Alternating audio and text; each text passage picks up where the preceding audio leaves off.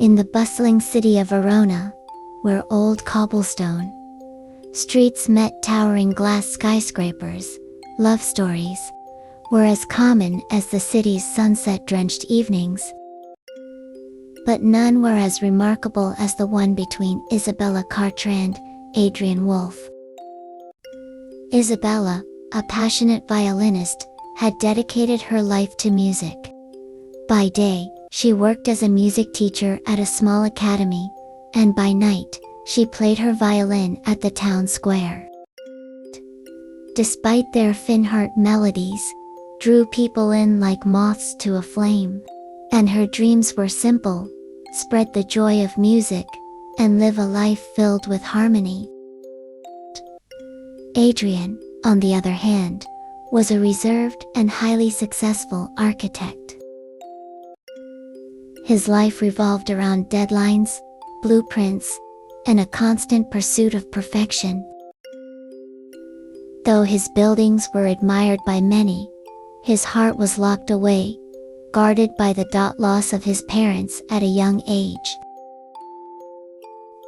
He had convinced himself that love was a distraction he could live without. One fateful evening, as Isabella played her violin beneath the glow of street lamps, Adrian happened to pass by.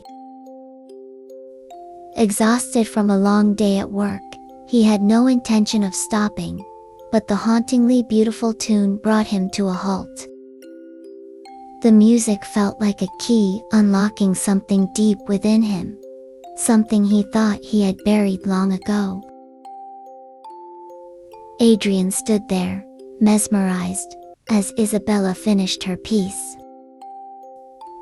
When she looked up and met his gaze, time seemed to stand still.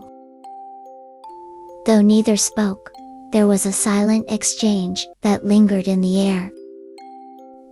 The next evening, Adrian found himself returning to the square, this time intentionally. Isabella was there again, her violin singing a different tune but evoking the same emotions in him. After the performance, he approached her nervously. "Your music.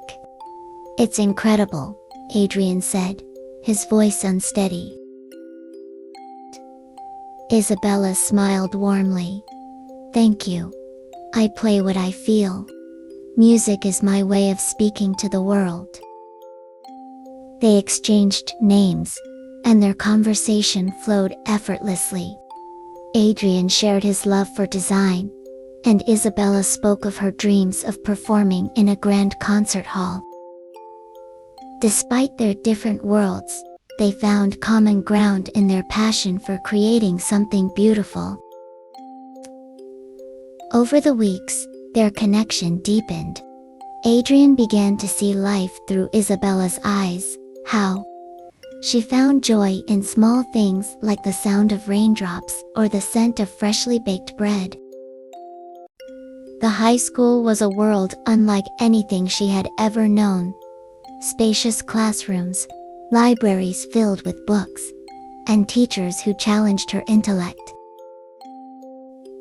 Meanwhile, Isabella discovered a quieter side to Adrian, one that was thoughtful and deeply caring.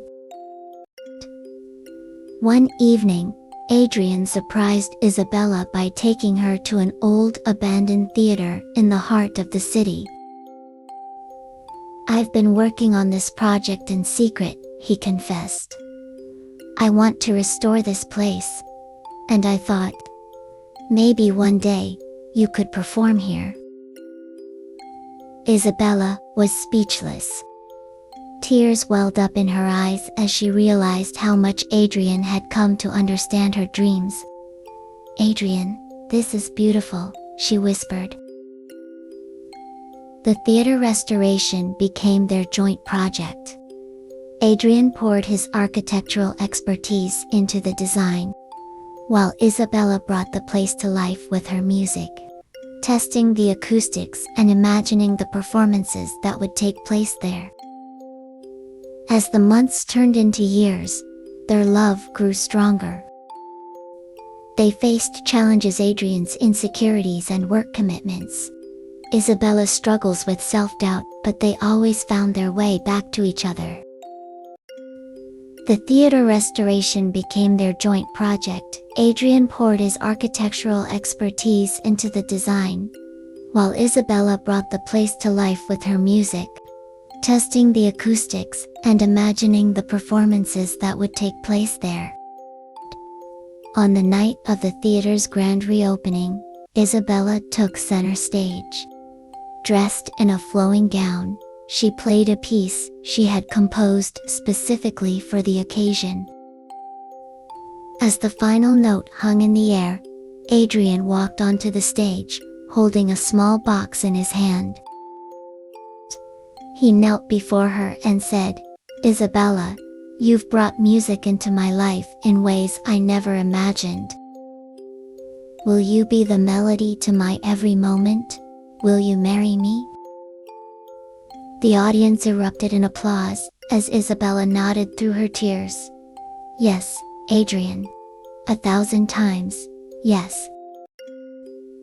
Their wedding took place in the very theater they had restored together. And as they danced under the twinkling lights, surrounded by friends, family, and the echoes of music, they knew that their love story was just beginning, a story written in the strings of fate.